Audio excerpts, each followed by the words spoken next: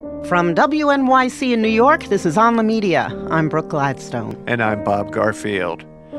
Another week, another spasm of violence, this time on a Virginia baseball field. The third most powerful Republican in the House, the Majority Whip, Steve Scalise, and 4 others shot, injured, and hospitalized. House Republicans were practicing for a friendly summer showdown with the Democrats when America's pastime was suddenly desecrated by America's other pastime. The latest active shooter, from all indications, was also a politically active shooter, a left-wing protester enraged at Donald Trump and the GOP, taking a perverted sense of justice into his own hands, whereupon the police, the media, political leaders, and polemical partisans responded as if by reflex, with the all-too-familiar combination of confusion, bravery, compassion, prejudgment, accusation, and hysteria.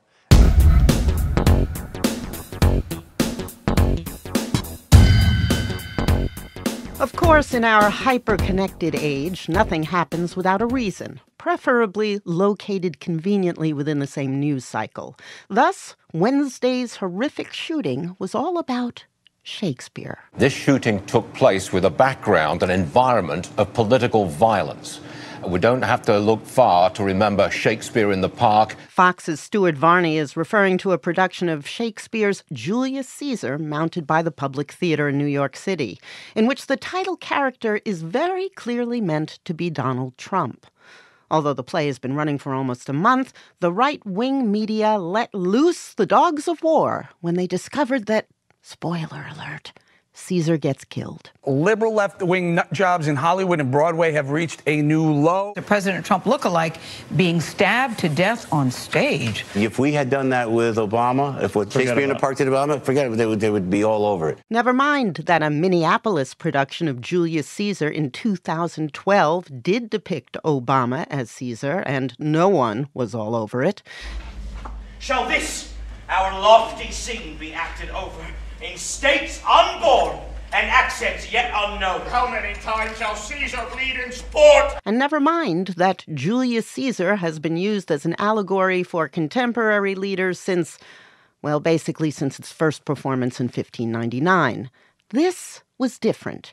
At least some of the play's sponsors thought so. Bank of America is the latest company to withdraw its funding for the Public Theater after their controversial production of William Shakespeare's Julius Caesar. Delta Airlines announced its decision yesterday. The company stated the graphic staging of Julius Caesar at this summer's free Shakespeare in the Park does not reflect Delta Airlines' values. The president's son, Eric Trump, thanked the companies in a tweet. He said dropping sponsorship was the right thing to do. Even the National Endowment for the Arts, which did not fund the production, felt the need to distance itself from it. Meanwhile, the pushback to the right-wing outrage has been less about artistic censorship than artistic illiteracy. So Julius Caesar, not a pro-assassination play at all. Unambiguous. Lois Beckett is a senior reporter for The Guardian. I mean, it's a play about how an assassination ended democracy for 2,000 years in the West. That's what Oscar Eustis, the director, said. So to suggest that someone could go watch Julius Caesar and think that assassination was a great idea and get all excited about it is totally bizarre. To Beckett, the production's message ultimately is aimed at the liberal members of the audience, although it certainly didn't go easy on the president. Trump comes out in a red tie with this blonde hair, and he makes these big hand gestures, and his wife has this, Slovenian accent. Octavius Caesar is dressed in this blazer with a bulletproof vest over it. Just like Jared Kushner. And he's, checking his cell phone over someone's dead body. I mean, it is pretty broad. The audience loved it. You know, it's Shakespeare in the Park. It's outside. We like cheap jokes. But when it came to the point of the assassination, it was very sober. Or rarely hear 2,000 people just completely silent. And I thought it was staged very carefully, too, and that the actors on stage just really seemed overcome by the shock of violence. As we know from this week, violence enters in a way that is just stunning. And even people who were planning it seemed overcome by what they had actually done. And there was just blood everywhere. And one of the conspirators tried to say something like liberty or justice, and it came out as a whisper because ideology like that in the face of violence just sort of seems meaningless. I thought it was very powerful and captured the way that violence overwhelms any justification for it. both Delta and the National Endowment for the Arts, were connected to a 2012 production of Julius Caesar, in which Obama was depicted as Caesar. In that case, I think it was right-wing conspirators plotting to kill him. People noted it in reviews, and Obama's kids didn't take to Twitter to say that this was a horrible provocation. It just was a play, and that was all right back in 2012. So what do you think's changed? What's so scary, actually, about the political moment is that just a couple days ago, we would look at Julius Caesar and the idea of inciting violence against the president, and that would seem so bizarre because there hadn't been, as now there has been, a left-wing person who has, as far as we know, maybe plotted an attack against Republican members of Congress for that mishmash of ideological and perhaps mental health issues we don't know. And that's what's scary about feeling, as we are, like, caught in history. You know, looking at history from hundreds of years, like, the pattern is clear. But actually, it's the smallest things that sort of send us in another direction. Like with Kathy Griffin, if we didn't have that, would we have had this Shakespeare? Would we have had this controversy? Exactly. And yet now theaters across the country are going to grapple with this. I mean, that's what's so sad about the National Endowment for the Arts, which had this pretty hysterical reaction. They're under attack, and the Trump administration has suggested defunding them. And they're fighting a good fight to keep giving dollars to artists who need them all across the country. So I look at the National Endowment for the Arts and I say, you know, Trump is their boss, and his son's voices are influential. So I don't look at them in the same way that I do Bank of America or Delta, where, you know, Trump is not their boss. Now, a few weeks ago, you did a roundup of theatrical performances that have tried to comment on the age of Trump. It's a challenge, isn't it? With Trump, the challenge is, like, he is an incredibly successful entertainer. He does really good shows. And now his whole administration is a thrilling drama that has family members and enemies inside and outside the White House. Being a journalist at a Trump rally feels like being an accessory to a performance artist. And so the idea that you can, as an artist, compete with an entertainer-in-chief who's so good is really hard. Trump rules the spectacle.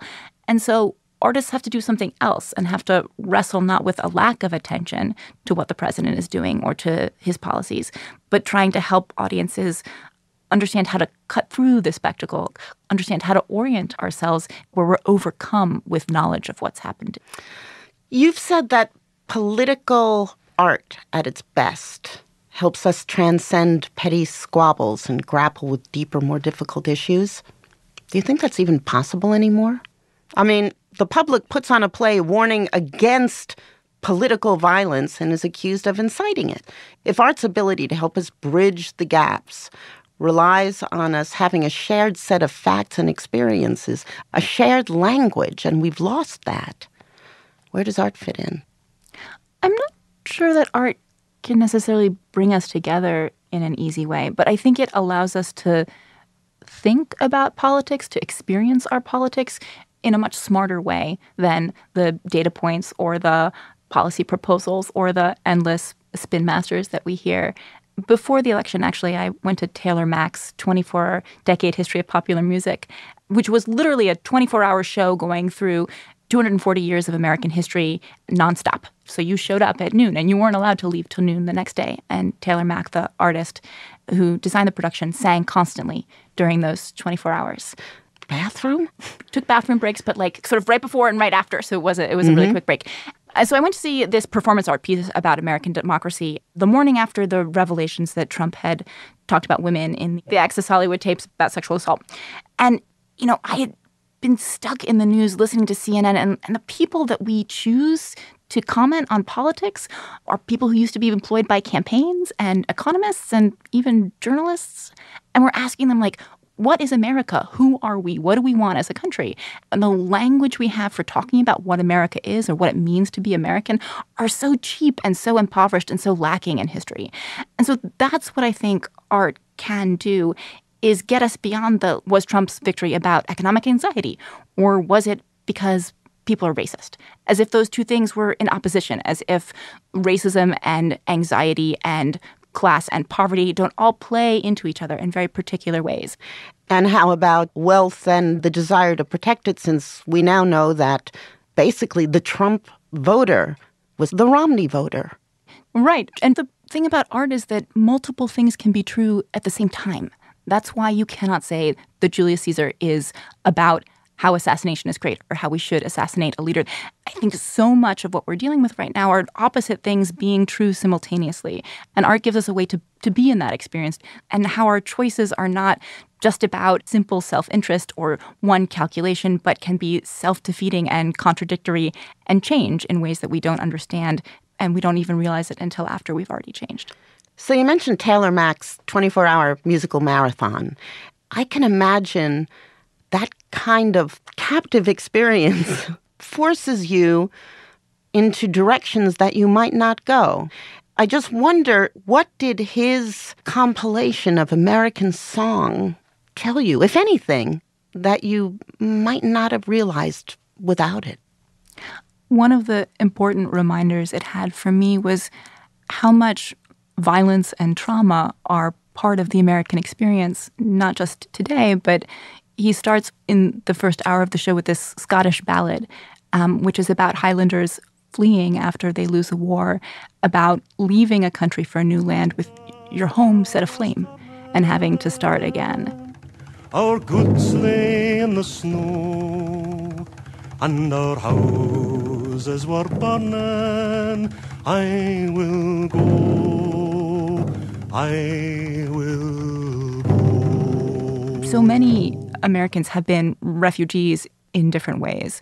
The particular dream and optimism and buoyancy that is so characteristically American are founded in this way on violence and trauma and fear. And this violence that people experienced and then visited on other people, and this chain of exclusion from the beginning.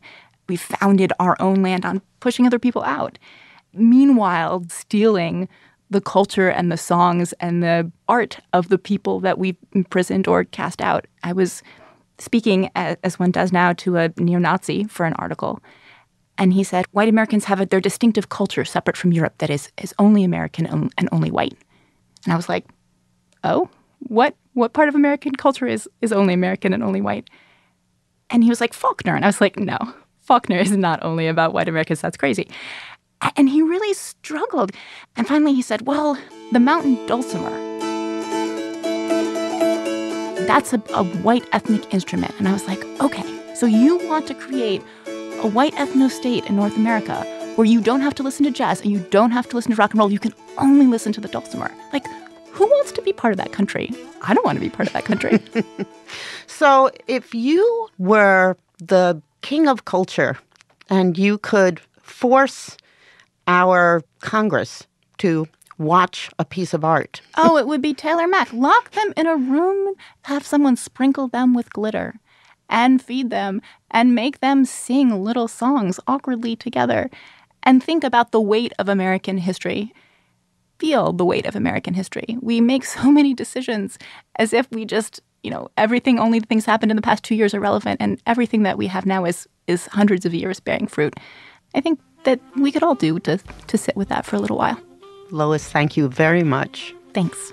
Lois Beckett is a senior reporter for The Guardian.